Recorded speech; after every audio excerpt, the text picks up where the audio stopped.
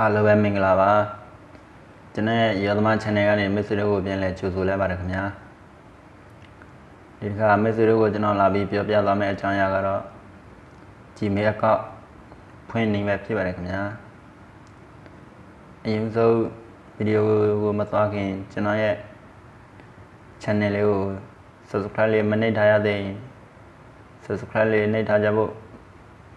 တောင်းဆိုပါတယ်ခင်ဗျာကျွန်တော်ဗီဒီယိုအသေးတင်တိုင်းသိရအောင်ဘေးနာကအချက်ပေးခေါင်းလောင်းသံလေးကိုလည်းနှိပ်ထားပေးဖို့တောင်းဆိုပါတယ်ခင်ဗျာဟုတ်ကဲ့ကျွန်တော်နဲ့အတူတူလိုက်လုပ်ကြည့်ရအောင် Gmail account ဖွင့်ဖို့ဆိုရင်အရင်ဆုံးကျွန်တော်တို့ Gmail တွေကိုအရင်ဝင်လိုက်ပါမယ်ခင်ဗျဟုတ်ကဲ့ကျွန်တော်တို့ Gmail တွေကိုအရင်ဝင်လိုက်ပါမယ်ခင်ဗျ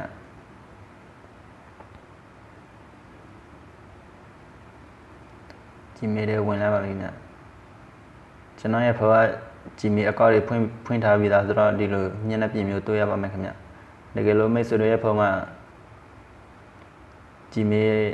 account တွေမဖွင့်ထားရသေးဘူးဆိုရင်ဒီလိုမျိုးတွေ့ရမှာမဟုတ်ပါဘူးခင်ဗျဟုတ်ကဲ့ဒီလိုမျိုးကျွန်တော်ကဒီဘေးနားမြေစိုးကြောင်းလေးကိုတစ်ချက်နှိပ်ပေးလိုက်ပါမယ်ခင်ဗျ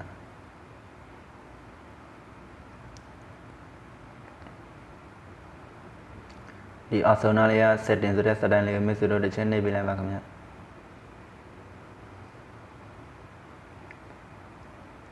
ဟုတ်ကဲ့ကျွန်တော်ရဲ့ဘဝ Gmail account တွေဖွင့်ထားပြီးသားဆိုတော့ Gmail account တွေအခုရှိနေပါတယ်ခင်ဗျဒီလိုကျွန်တော်တို့အသေးဖွင့်မယ်ဆိုရင်ဒီအော်ဆိုနာ add account setting လေးကိုမိတ်ဆွေတို့တစ်ချက်နှိပ်ပေးလိုက်ပါခင်ဗျ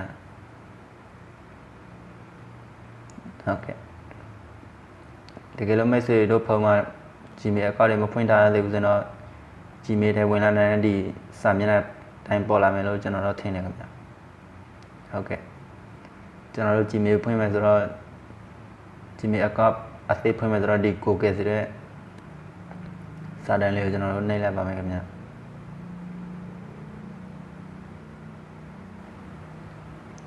ဟုတ်ကဲ့ကျွန်တော်တို့ဒီနားမှာဆိုတော့တကယ်လို့ကိုက Gmail account ရှိပြီးသားဆိုတော့ဒီနေရာလေးမှာရက်ထည့်ပြီးတော့ password လေးရက်ထည့်လိုက်ရင် Gmail account ကကိုယ့်ရဲ့ Google ထဲမှာ account တစ်ခုထပ်တိုးသွားတာပေါ့နော် Gmail account တစ်ခုထပ်တိုးလိုက်တာပေါ့အခုကျွန်တော်တို့က Gmail account အသေးလုံးမယ်ဆိုတော့ဒီအောက်ဆိုစာတန်းက create account ဆိုတဲ့စာတန်းလေးကိုမိတ်ဆွေတို့တစ်ချက်နှိပ်ပေးလိုက်ပါခင်ဗျအခါကျရင်သူကမေးပါတယ်ခင်ဗျကိုယ်တိုင်အတွက်လောက်လာလားကိုစီးပွားရေးတခုလို့ဆိုရင်စီးပွားရေးအတွက်စီမံခန့်ခွဲဖို့အတွက် Gmail ဖွင့်လာတာပါညာပါသူမေးတာပေါ့ကျွန်တော်ကခုမေးစလို့နမူနာလုပ်ပြတာပဲဆိုတော့ကျွန်တော်ကဒီပွားစတန်းလေးပဲနှိပ်လိုက်ပါမယ်ခင်ဗျ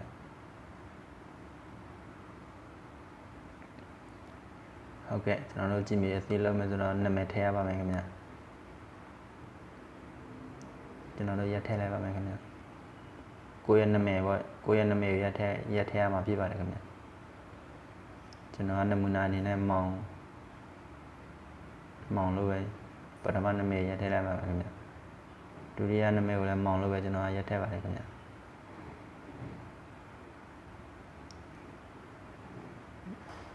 ကျွန်တော်တို့ဆက်သွားပါမယ်ခင်ဗျဒီအပြားစတိုင်းလို့နေပြီးတော့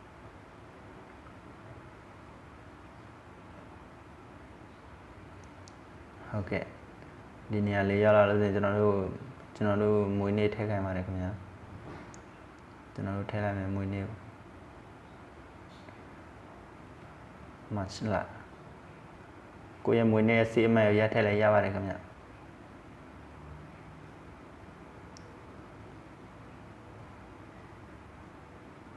ဒီနေရာလေးမှာတော့ကျွန်တော်တို့16နှစ်ကျော်တဲ့အသက်ထည့်ပို့ကောင်းတာပေါ့ခင်ဗျာနောက်ပြီးတော့ဒီအော်စတဲ့မှာကိုကယောက်ျားလေးလားမိန်းကလေးလားယူခိုင်းတာပေါ့ကျွန်တော်ဒီစတဲ့ကိုယူလိုက်ပါမယ်ခင်ဗျာယောက်ျားလေးပါပြီးတော့လည်းဆက်သွားပါမယ်ခင်ဗျာဒီအော်ပြစတဲ့လေးကိုထားနေလိုက်ပါခင်ဗျာ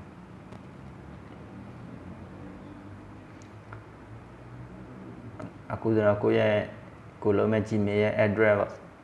လိပ်စာပေါ့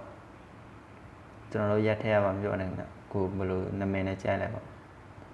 ခုနကျွန်တော်တို့နာမည်ကိုရက်ထည့်လိုက်ပါခင်ဗျမောင်ကျွန်တော်တို့မောင်ရက်ထည့်ပြီးတော့အရင်နေကြည့်လိုက်မယ်ပေါ့ရလားမရလားအခုကျွန်တော်ဒီမောင်ဆိုတော့ခုနကျွန်တော်တို့နာမည်နဲ့လုပ်တယ်နေဆိုရင်မရပါဘူးခင်ဗျအဲဆိုရင်ကျွန်တော်တို့ကနိုင်တွေပါတွေထားထည့်လို့ရပါတယ်ခင်ဗျမိတ်ဆွေတို့ကျွန်တော်တို့ကနိုင်နဲ့ထည့်ကြည့်လိုက်ပါမယ်ခင်ဗျမိတ်ဆွေတို့နေ့3-5ရက်ထည့်ကြည့်လိုက်မယ်မိတ်ဆွေတို့ဒီမောင်နေ့3-5လည်းမရပါဘူးခင်ဗျကိုကဒီလိုဒီနေရာမှာကိုယ်တိုင်ရက်ထည့်လို့မရလို့စင်လဲရတော့ရတယ်မိတ်ဆွေတို့ဒါပေမဲ့ကနိုင်တော့ပြောင်းရမယ်တလို့တခုမဟုတ်တခုတော့ရမှာပဲကိုယ်တိုင်အဲ့လိုမျိုးလည်းမပြောင်းနိုင်ဘူးဆိုလည်းဒီအော်သူပြပေးထားတဲ့နာမည်နဲ့လည်းထည့်လို့ရပါတယ်ခင်ဗျဒီမှာဒီစာတန်းအပြန်တစ်ခုမှကိုကြားလို့စင်ကိုရက်ထည့်လိုက်လို့ရပါတယ်ခင်ဗျသူရဲ့နမူနာပြထားတဲ့ဟာနဲ့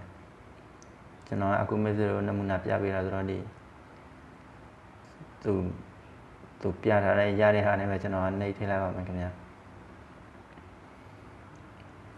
MGM ခွန်ရှိလေးနေခွန်တေးပါနော်အဲ့ဒါဆိုကျွန်တော်တို့ဒီအပြစာတန်းကိုနှိပ်လိုက်ပါမယ်ခင်ဗျ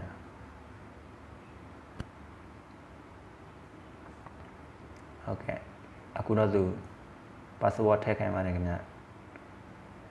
ကိုလုံးမဲ့ password ကိုယ်တိုင်မမိဖို့တော့လိုပါတယ်ခင်ဗျမိတ်ဆွေတို့ခဲတဲ့ password တွေလောက်ထားပြီးတော့စာရဲမှာချရေးတာပေါ့မဟုတ်ရင်လည်း post screenshot နဲ့ရိုက်ထားပြီးတော့သိလာလို့ရပါတယ်ခင်ဗျဟုတ်ကဲ့ကျွန်တော်ရက်ထည့်ကြည့်လိုက်မယ်ပါဆိုတော့နမူနာရက်ထည့်ပြလိုက်မယ်မိတ်ဆွေတို့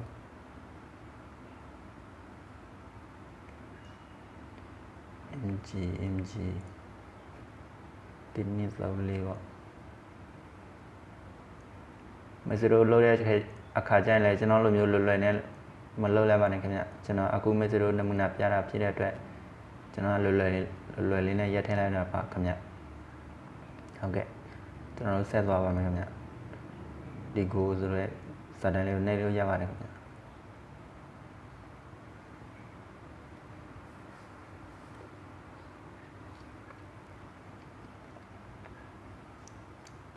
အခုကသူပြောနေတာပေါ့နော်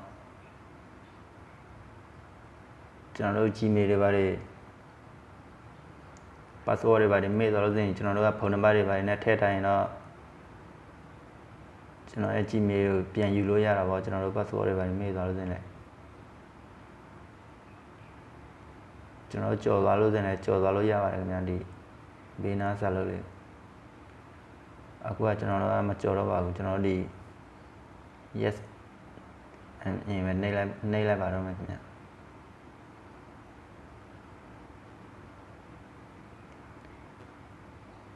အခုကျွန်တော်တို့ခုနလောက်လိုက်တဲ့ Gmail ကတော့ရတော့ပြီခင်ဗျာမိတ်ဆွေတို့ဒီစာအပြစာတန်းလေးကိုနှိပ်လိုက်မယ်ခင်ဗျာမိတ်ဆွေတို့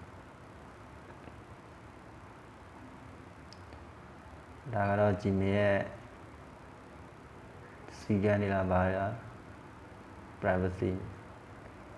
စာလောတွေအများကြီးပါခင်ဗျာမိတ်ဆွေတို့ဖတ်တိုင်းတော့ဖတ်လို့ရပါတယ်ခင်ဗျာ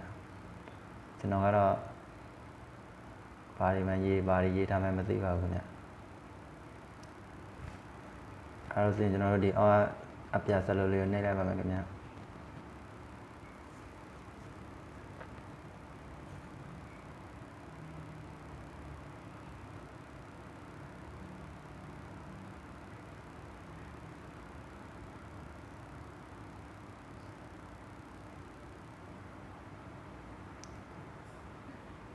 အခုကအင်တာနက်နေပါတယ်ခင်ဗျဟ